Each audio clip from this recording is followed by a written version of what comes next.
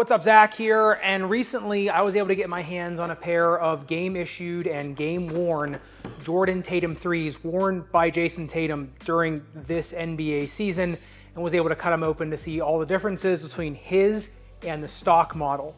And versus some other players who we've seen, who I've gotten, PEs or game-issued shoes or game-worn shoes, practice-worn shoes, the differences and the customizations in these ones were kind of on a different level. Some a lot more subtle, others not, because when I first took them out, I'm messing around with them, I'm looking at them, I'm thinking, is he playing in stock Tatum 3s, just lasted to his foot shape, right, made to his foot? And then you actually cut them open and see, and no, he is not. And the differences they're interesting. And for this comparison, I've issued his game-issued PE, which the closest size is a size 14, a stock size Tatum 3 14, matching, like I said, his closest size, and also my pair of Jordan Tatum 3s that was previously cut open for the initial review. Let's get into them. All right, before I get into the big differences, let's get into the similarities that really comes in the uppers, all the way from his shoelaces versus the stock ones, to all the materials in the uppers, to the tongue padding, the ankle collar padding, as well as the actual heel counter inside the shoe itself.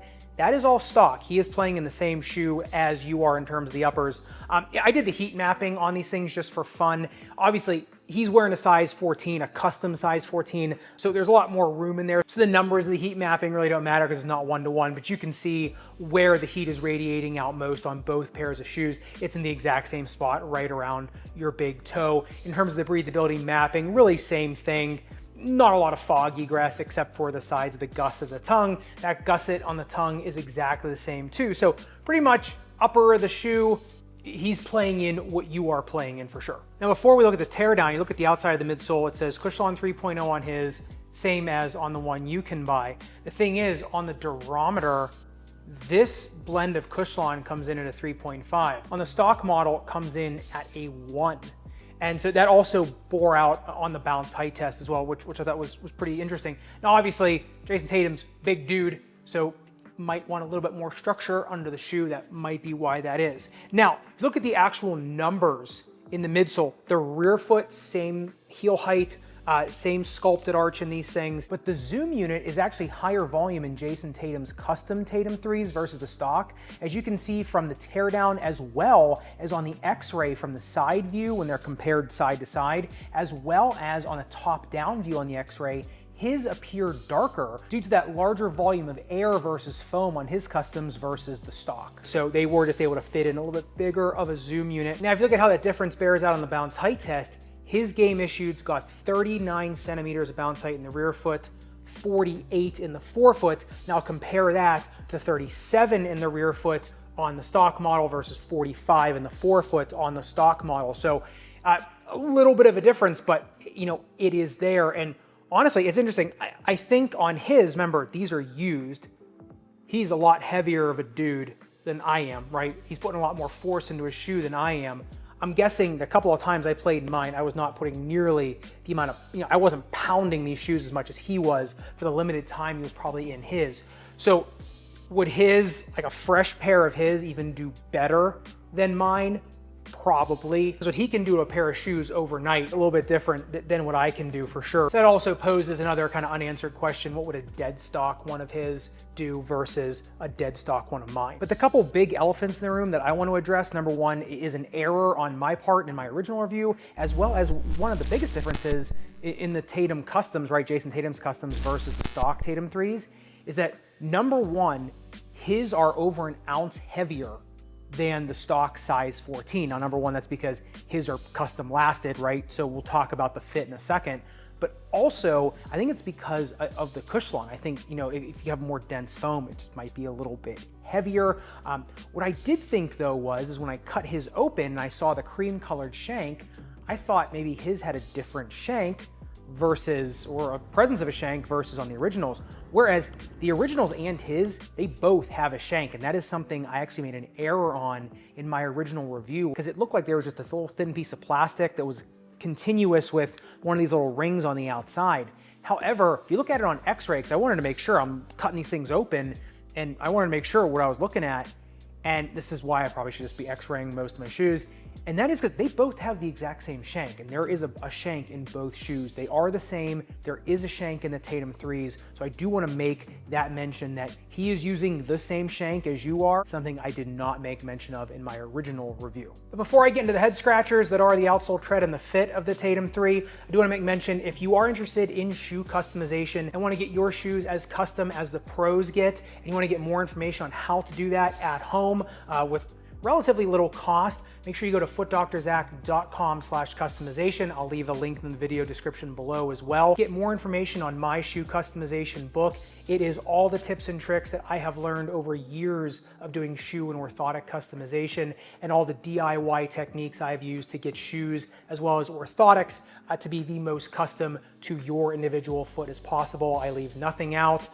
It is everything that is in my head out in that book. So if you want to get more information on that, make sure you check out the link in the description below. All right, but speaking of that outsole tread, this is where I think one of the biggest differences in the shoes is just hiding in plain sight. Now, number one, it is the same relative pattern, kind of that wave coming through the translucent rubber in the forefoot and going into that dyed rubber. It is just a little bit more linear. Then you also get that infinity saddle on the medial side. I wrote all these numbers down, but the hardness of rubbers are all over the place. So on the stock model, the translucent rubber comes in at 19.5 on the stock, and the dyed rubber comes in at 24.5. Whereas on Tatum's, the dyed rubber comes in at a 12, and the translucent only comes in at a 15.4. So the compounds of rubber are much softer, which we've seen this in other pro stock shoes, in that, remember, they don't need a shoe to last that long, so they're gonna want the grip. On the grip test ramp, his slipped 5 degrees higher in terms of static grip versus the standard. Honestly, does it really matter? They're used, and they're used differently, so it's not apples to apples whatsoever, but I figured I'd do it. It was interesting. What I noticed though on the dynamic grip is that I remember from my original video I said the Tatum 3s in terms of grip were just inconsistent, right? You get good grip, bad grip, that hold on to dust, that wouldn't. Tatum's came to me with dust all over them, right? So, I mean, his do pick up dust as well, but I never slipped out on his, right? I mean, I looked like I was wearing, clown shoes when I was doing it. But for what it's worth, after cleaning off both of these, as best as I could, in his, never slipped. In the stock model, once again, had that same inconsistency where I could catch grip, but then I'd slip, catch grip, then I'd slip, whereas in his, none. It just probably comes down to just softer rubber, just grabbing better. So yeah, same design rubber, but in the stock model, obviously, Jordan Brand does not want people returning shoes after a week of use, whereas in his, he can afford to give these away after one game, right? You just saw one of the things about LeBron. Never wears the same shoes twice, right? Always wants that really kind of fresh, more kind of stiff pair of shoes, whereas in Tatum's, yeah, doesn't matter. You can wear them for one night and get that just ultimate, really nice, soft feeling rubber underfoot, and then he doesn't need to worry about the durability. But speaking of the outsole, the grip of the shoe, and the midsole teardown, another difference in these shoes that has nothing to do with the shoes is his strike pattern. So, obviously you can see where he's putting it, and the rear foot of his shoe and the midfoot is pristine. The forefoot is all beat up. Because, remember the Tatum 1, it was all about playing on the balls of your foot. Jayson Tatum always plays on the balls of his foot. That's what it's designed for. You look, that is no joke. That is really the only spot on this shoe that has a ton of wear on it, even for how relatively little he played in them. Whereas you see on mine are torn up everywhere, both on the lateral rear foot, midfoot, medial rear foot, forefoot. I'm all over the place. So it is interesting to see where his pattern of play was with the shoe. And that also correlates in that midsole teardown, where this is really subtle, but the stitching, so a lot of shoes do have reinforced stitching in the forefoot, so you won't push through the forefoot, especially on a Tatum, right, where he's pushing into the forefoot so much. On the stock model, there is stitching, but on his, it goes all the way underneath the strobe board, so it looks like it's just a little bit more reefed up. Is that a difference just in the colorway? I don't know, it doesn't seem like it. The one on the stock model doesn't seem as substantial, so it might be just a little bit more of a reinforcement so he's not popping through Tatum 3s on national and international television. Also, in the forefoot of this shoe, the padding on mine, on the stock model, looks a lot more substantial in the forefoot, but then you look at it and it's not. He just pushed through it. Like he just compressed it while he was playing in it. So it is the same, it's just his pattern of play is making the shoe look a little bit different. So maybe an actual difference in the stitching, but then just perceived differences just based on how he's actually using the shoe. And so getting into the fit of Jayson Tatum's custom shoes versus the stock Tatum 3s, this one was really cool based on what is different, but also what is exactly the same. Now, number one, his customs have a little bit less of an inflare versus the stock. His come in at 7 degrees, the stock comes in at 10 degrees. That more reflects his foot shape, right? These are custom lasted or custom shaped to him. Now, the other thing is he has more room in the metatarsals. He also has more room in the toe box versus the stock model. But the toe box taper, and the taper between the metatarsals and the toes, is exactly the same as the stock model. So it's interesting that he has this shoe made to his last. He's got the wider metatarsals, the wider toes, and the inflare of the shoe is a little bit different, but yet he was fine with the taper in the toe box being exactly the same. And it's interesting, because you talk to people in the barefoot shoe community and they'll say like, oh, these players had their druthers, if they had their pick, they would make a wider toe box. He didn't. Right? The toe box is wider, but the actual taper is not. Because remember, especially someone in the Nike and Jordan brand family that has their own signature shoe, you better believe that shoe will get custom lasted or custom shaped to whatever they want. And they will probably make it and remake it and remake it until it fits their foot just right. He seemed to be just fine with a more traditional lasted basketball shoe. And so that begs the question, how different really are his custom Tatum 3s versus the one you could get at the store? They're different, but honestly, a lot of the differences you can just customize out. So number one, if you want the grippier rubber of his shoes, buy some grip spray. The integrated zoom unit, I'm not really sure how you'd swap out an integrated zoom unit.